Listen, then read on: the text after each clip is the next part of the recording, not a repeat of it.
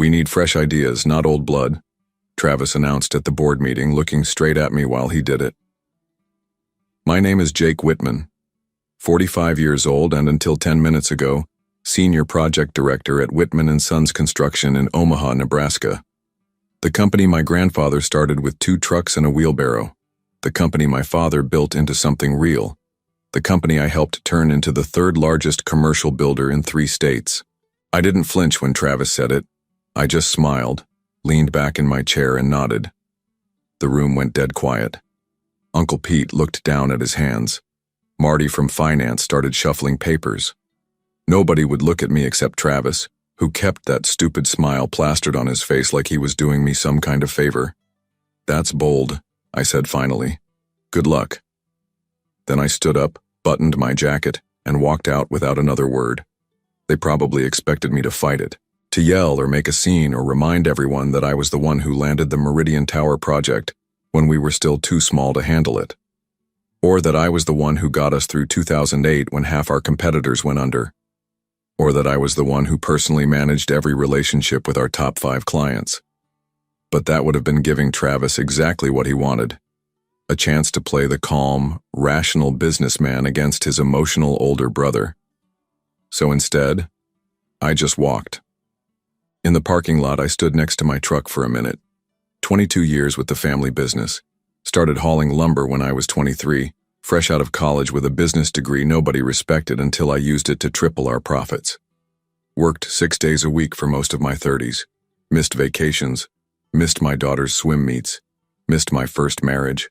All for Whitman & Sons. I pulled out my phone and looked at the email I'd received yesterday from Ben Harding at Crestwell Properties. The one confirming they were moving forward with JW Buildworks instead of Whitman & Sons for their new $3.2 million office complex. My new company. My clients.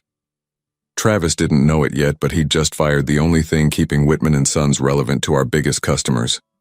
He'd been so busy with the banks and the investors and the fancy strategy consultants, he hadn't noticed that every major project for the last decade succeeded because of the relationships I built. And now, those relationships were coming with me. I got in my truck and drove away from Whitman & Sons for the last time. Something told me Travis would be calling very soon. I grew up watching my father build Whitman & Sons. He'd come home with dirt under his nails and pride in his eyes, talking about pouring foundations that would last generations. Travis and I would sit at the kitchen table listening to him tell stories about jobs won and lost, lessons learned. He'd always end the same way. "Someday you boys will run this together." Travis is 4 years younger than me, was always the smarter one, at least on paper. Private school, fancy business program at Northwestern, internships with investment firms in Chicago. I stayed local, State University, straight into the family business. My father never said it, but I knew he was grooming Travis for the corner office while I learned the business from the ground up. For years it worked. I handled the projects, the clients, the actual building. Travis handled the money, the growth strategy, the future. We were a good team. At least I thought we were. The crack started about 3 years ago. Small things at first. Travis began excluding me from meetings with the board. "Just financial stuff, Jake. You'd be bored." He hired consultants without telling me, brought in new project managers who reported to him, not me. Then he started going to client meetings alone, meetings I'd always handled.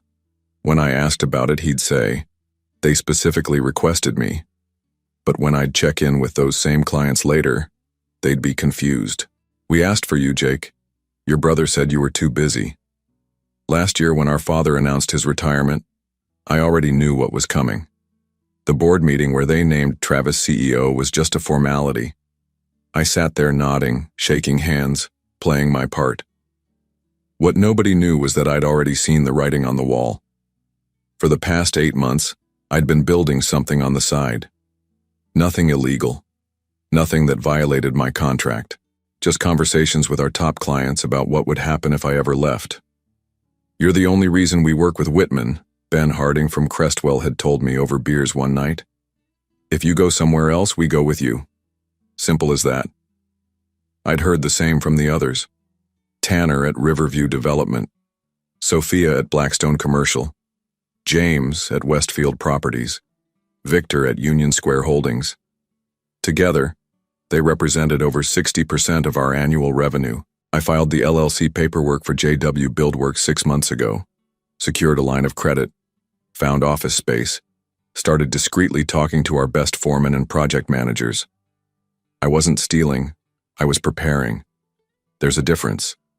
Travis was so focused on becoming CEO, he never noticed his foundation was crumbling.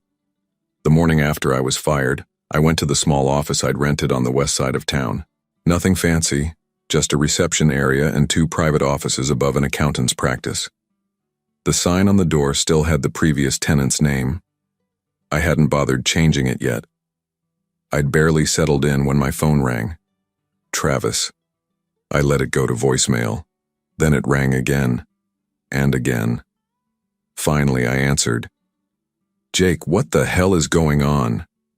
His voice had that high pitch it always got when he was panicking. "Ben Harding just called to say Crestwell is pulling all their projects from us. Says they've signed with someone else, someone called JW Buildworks." "Sounds like you've got a problem," I said. "Did you do this? Is this you?" "I secured my future, just like you did." He was quiet for a moment. Then, "These are Whitman and Sons clients. They belong to the company." "No, Travis, they were my clients. I built those relationships. I earned their trust. You thought you were firing a project director yesterday, but you were actually firing the only person those clients actually wanted to work with. This isn't legal. We'll sue." "Go ahead. My lawyer assures me I've done nothing wrong. I didn't solicit them while employed. I didn't take proprietary information. I didn't violate any non-compete because I never signed one. I'm just a builder who's now building somewhere else, and my clients are following me." Another long pause. I could almost hear him thinking, calculating, realizing just how badly he'd misjudged the situation. "Jake, come on. We're brothers. We can work this out." That's when something shifted inside me. Not anger, something colder, something final. "We were brothers yesterday, too. Didn't stop you from humiliating me in front of the entire board. That was business, not personal." I almost laughed. "The family name is on the building, Travis. It's all personal. Look, I made a mistake. Come back. We'll figure it out together." I looked down at my desk where I'd spread out the preliminary plans for the Crestwell project. My project now. "No," I said simply. "I'm good where I am." "Jake, you don't understand. It's not just Crestwell. Riverview called too, and Blackstone. They're all saying the same thing." Now I did laugh. "I understand perfectly. You're calling because you're in trouble, not because you want me back. There's a difference. Dad's going to be furious." That stung, but I pushed past it. He wanted us to run the company together. That was your choice to make, not mine. The silence on the other end stretched out. When Travis spoke again, his voice was different. Smaller. "What do you want? Money? A board seat? Name it." "I don't want anything from you. I've already got what I need." "These clients represent over 60% of our annual revenue. The bank will call our loans if we lose them all at once." "Like I said," I answered. "Sounds like you've got a problem." Then I hung up. I sat there for a long time afterward, staring at the phone. I didn't feel the satisfaction I'd expected. Just a hollow sort of finality. The last tie cut. The last bridge burned. I was completely on my own now. And strangely, it felt right. 3 days after I was fired, Uncle Pete showed up at my temporary office. He'd been Dad's right-hand man for 30 years before semi-retiring to a board position. He found me reviewing resumes of project managers I was trying to recruit. "Nice place," he said, looking around at the bare walls and rented furniture. "Very startup." "It's temporary," I said, not getting up. "What do you want, Pete?" He sighed and sat down across from me. "The board called an emergency meeting yesterday. Travis told us what you did." "What I did? Interesting way to frame it." "He says you stole our biggest clients. Says you've been planning this for months." I put down the resume I'd been reading. "I built relationships with those clients for years. I delivered their projects on time and under budget. I earned their loyalty." Travis fired me. They followed me. End of story. Uncle Pete leaned forward. The board is talking about suing you, Jake. They're serious. Let them. My lawyer says I'm clean. This isn't just about what's legal. It's about what's right. Your father built that company for both of you. That landed harder than I wanted to admit. Dad wanted us to run it together. Travis made a different choice. He made a mistake. He admits that. A mistake is forgetting someone's birthday. He ambushed me in a board meeting after months of pushing me out. That's a strategy, not a mistake. Uncle Pete rubbed his face. The company's in trouble, Jake. Real trouble. The bank is getting nervous about our financing. Without those big projects on the books, I know exactly what position the company's in. I ran the operations for 15 years. Then you know this could tank the whole thing. Everything your father built. Everything you built. I felt a twinge of doubt for the first time. What exactly are you asking me to do? Come back. Bring the clients back. We can restructure the leadership. Co-CEOs, maybe. You and Travis as equals. For a brief moment, I considered it. Then I remembered Travis's face when he fired me. The satisfaction in his eyes. No, I said. That won't work. Uncle Pete stood up, suddenly angry. Damn it, Jake. This is your family. Travis should have thought about that before he fired me. Your father is devastated. He's talking about coming out of retirement to fix this mess. Another twist of the knife. Dad was 72. Heart problems. Doctor's orders to take it easy. Tell Dad to stay home. This isn't his problem to fix. Uncle Pete headed for the door, then turned back. The board meeting is tomorrow at noon. They're voting on the lawsuit, and one more thing. Travis has been calling all your subcontractors, telling them anyone who works with you will be blacklisted from Whitman projects permanently. After he left, I sat there feeling the walls close in. My phone started ringing with panicked calls from electricians and plumbers I'd been counting on. They couldn't afford to lose Whitman's business, they said. They were sorry. I'd expected Travis to fight back, but not like this. He was trying to cut me off at the knees. Without reliable subcontractors, I couldn't deliver on the promises I'd made to my clients. By evening, I'd lost commitments from nearly every specialty contractor I needed. My carefully laid plans were unraveling. I was going to have to find new subcontractors, possibly from outside the area, at much higher costs. Costs that would eat up most of my projected profits. Travis hadn't just pushed back. He'd found my vulnerability and exploited it perfectly. He wasn't just trying to save Whitman and Sons anymore. He was trying to destroy JW Buildworks before it could even get started. And I had to admit, he was doing a damn good job of it. The next morning I drove out to see my father. I hadn't been to my parents' house since all this began.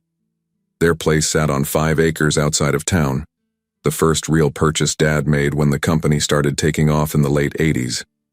He'd always said a man in construction should have land where he can see the horizon. Mom answered the door. Her face was tight with worry, but she hugged me hard and led me through to the back porch where Dad was sitting, looking out over the property. Jake, he said, not turning around. His voice sounded older than I remembered. Dad. I sat down in the chair next to him. For a while, we just sat there in silence. Finally, he spoke. Your brother tells me you're trying to sink the company. That's not what I'm doing. Then what would you call it? I measured my words carefully. I'm building something of my own after Travis pushed me out. Dad turned to look at me, his eyes sharp despite everything. You couldn't work it out? You two were supposed to carry this forward together. Tell that to Travis. He's the one who fired me in front of the entire board. And now you're taking our biggest clients. They chose to come with me. I didn't steal anything. Dad sighed heavily. The situation's worse than you know, son. Something in his tone made me pay closer attention. What do you mean? He looked out toward the horizon again. The company's not as solid as everyone thinks. Last few years we've been overextended. Overextended how? We've been profitable every quarter. On paper, sure. But Travis has been borrowing. A lot. Using future projects as collateral. Those 5 big clients you took? Their projects were already factored into loans. I felt like I'd been punched. How much are we talking about? Enough that without those projects, the bank might call everything due. Why would he do that? We've always been conservative with debt. Dad's face clouded. He had ideas, big expansion plans, new markets. He convinced the board it was the future. He paused. I should have paid closer attention before I retired. The pieces were starting to fit together. Travis's strange behavior over the past year, the new consultants, the private meetings. He hadn't just been planning to edge me out. He'd been leveraging the company to the hilt for his grand vision. And now those loans were in danger because I'd taken the clients those loans were based on. Why are you telling me this? I asked. Because you need to understand what's really at stake. It's not just your brother's pride or your hurt feelings. If Whitman & Sons goes under, a lot of people get hurt. Employees, suppliers, your mother and me for that matter. I felt the weight of it settle on my shoulders. What about the lawsuit? Uncle Pete says the board is voting today. They are. Travis is pushing hard for it. And you? What do you think they should do? Dad turned to me, his eyes tired. I think a lawsuit would just finish off whatever's left of this family. As I drove back to my office, my mind was racing. I'd been so focused on Travis's betrayal, I hadn't seen the bigger picture. He hadn't fired me because he wanted all the glory. He'd fired me because I was the cautious one, the one who would have questioned his risky expansion plans. My leaving with those clients wasn't just embarrassing him, it was exposing the house of cards he'd built. No wonder he was fighting so dirty. The question was, what was I going to do about it? I'd wanted justice, not destruction. I'd wanted to build something of my own, not tear down everything my family had built. But Travis had put us all in an impossible position. By the time I reached my office, I knew I needed to find a third way, one that protected my new company without destroying Whitman & Sons completely. I canceled all my meetings that afternoon and called Ben Harding from Crestwell Properties. Ben, I need a favor, I said when he picked up. A big one. After all the times you've pulled our projects back from the brink, name it. I need you to meet with Travis, hear him out, maybe even consider splitting your projects between my new company and Whitman.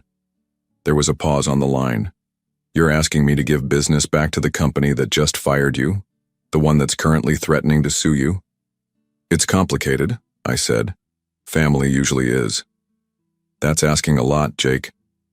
I know it is, but I'm asking anyway. After Ben reluctantly agreed, I made similar calls to my other 4 major clients. Each conversation was difficult. They were confused, some even angry. They'd chosen to follow me because they trusted me, and now I was sending mixed signals. But eventually they all agreed to at least meet with Travis. Next, I called my lawyer and asked her to draft a proposal. I needed it by morning. Finally, I called Travis directly. I'm surprised you picked up, I said when he answered. I've been trying to reach you for days. His voice was strained. I know about the loans, Travis. Dad told me everything. A long silence then. So now you understand why this is so serious. I do. And I have a proposal. Meet me tomorrow morning, 7 a.m., my office. Why would I do that? Because I've asked all 5 clients to reconsider working with Whitman. They've agreed to meet with you. Another pause. What's the catch? No catch. Just be there. I hung up before he could ask more questions. That night I barely slept. I kept going over the plan, looking for flaws, for ways it could backfire. By morning my eyes were burning, but my mind was clear. Travis arrived exactly at 7, looking like he hadn't slept either. He was wearing one of his expensive suits, but his eyes were bloodshot, his usual confidence nowhere to be seen. Sit down, I said, gesturing to the chair across from my desk. Why are you doing this? He asked, not sitting. Why offer to help after what I did? I'm not doing it for you. I'm doing it for Dad, for the employees, for the family name on the building. He finally sat. So what's this proposal? I slid a document across the desk. JW Buildworks and Whitman & Sons enter a strategic partnership. We divide the 5 major clients between us. 3 for Whitman, 2 for me. That should keep the bank happy while giving me enough to build on. He skimmed the document, frowning. This says I have to step down as CEO. It does. Dad comes back temporarily while the board finds a new CEO. Someone neutral. And what about the expansion plans? Put on hold indefinitely. The company needs to get its financial house in order first. Travis leaned back, studying me. So you get your revenge after all. This isn't about revenge. It's about saving what's worth saving and letting go of the rest. And if I refuse? Then I keep all 5 clients. You default on your loans, and Whitman & Sons likely doesn't survive. Your choice. He stared at the document for a long time. I could almost see him calculating, weighing options, looking for a way out. The Travis I knew would never accept these terms. But the Travis sitting across from me now wasn't the same man who'd fired me with a smirk. This one looked beaten, cornered. The board won't like this, he said finally. The board will like bankruptcy even less. He picked up a pen, hesitated, then signed the document. As he stood to leave, he looked at me directly for the first time. I really thought I was doing the right thing, you know. For the company. I didn't answer. Some things don't deserve a response. After he left, I called Dad to tell him what had happened.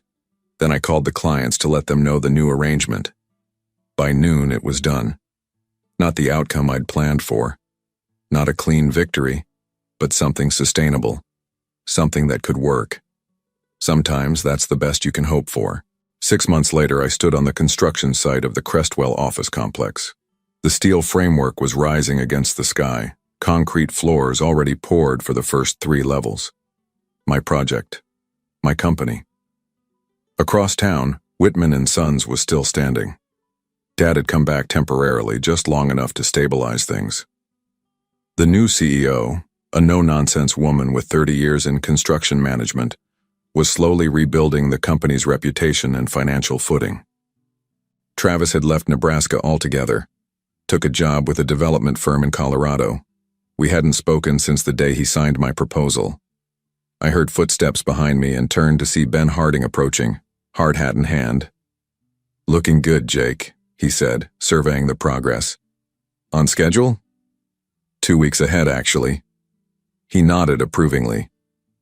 "Not surprised. That's why we followed you." He hesitated. "You know, your brother called me last week."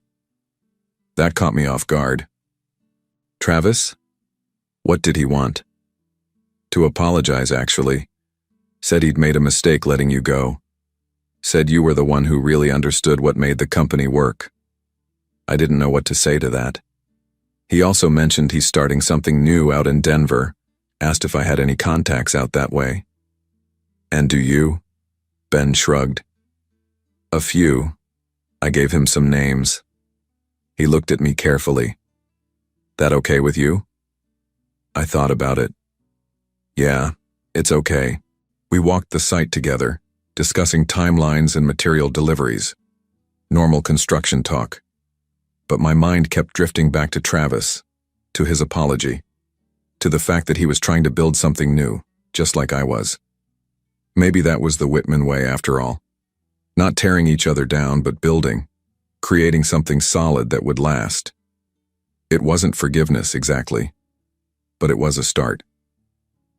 1 year to the day after I was fired, I parked outside the Whitman & Sons headquarters. I hadn't been back since I walked out of that board meeting. The building looked the same, but the company wasn't. They'd downsized significantly, focused on smaller, more manageable projects. No more grand expansion plans. Dad was fully retired again. The new CEO, Diane, was making steady progress rebuilding what Travis had almost destroyed. I'd kept my end of the bargain. JW Buildworks stayed focused on our 2 major clients, not poaching any more business from Whitman. We'd grown, but carefully, sustainably. Currently 38 employees and a solid reputation for quality work. I wasn't there for a meeting or a contract negotiation. I was there because Dad had asked me to come, said there was something he wanted me to see. Inside, a few familiar faces nodded at me. Some looked surprised to see me there. I took the elevator to the executive floor. Dad was waiting in the conference room, the same one where Travis had fired me. But the room had changed. The pretentious artwork was gone, replaced by large photographs of Whitman and Sons projects over the years. And there, on the wall behind the head of the table, were 3 framed photographs. Grandfather, with his first 2 trucks, Dad breaking ground on their first major commercial project in 1988, and me, 10 years ago, shaking hands with the mayor after completing the Meridian Tower ahead of schedule. Diane's idea, Dad said, watching me take it in. She said we needed to remember our foundations. I nodded, not trusting myself to speak. You built a good company, son, Dad said quietly. Your own thing. I'm proud of you. Thanks, Dad. We didn't talk about Travis. We didn't need to. Some things break and can't be fixed. But that doesn't mean you can't build something new from the pieces that remain. I walked out of Whitman and Sons for the second time. But this time, I walked out whole.